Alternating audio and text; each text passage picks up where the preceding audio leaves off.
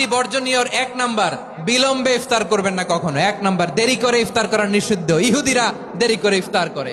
2 number, রমাদানের পবিত্রতা বজায় রাখবো। কোনো তর্ক বিতর্ক অশ্লীলতায় আমরা জড়াবো না, ঝগড়া করবো না, সরাসরিও না, ফেসবুকেও না।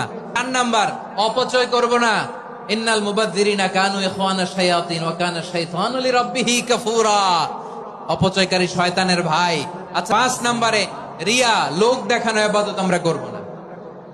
লোক দেখানোর জন্য নামাজ, রোজা, জিকির, তেলাওয়াত, দান সদকা এগুলো করলে আল্লাহর দরবারে এগুলো কবুল হবে।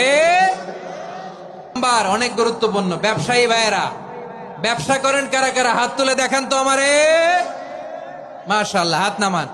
ব্যবসায়ী ভাইয়েরা, অনেক অসাধু ব্যবসায়ী আছে, রমজান আসলে নিত্য প্রয়োজনীয় পণ্যের মূল্য বৃদ্ধি করে দেয়। এরকম আছে না নাই? এগুলো করবেন না। মজুদদারি করবেন না।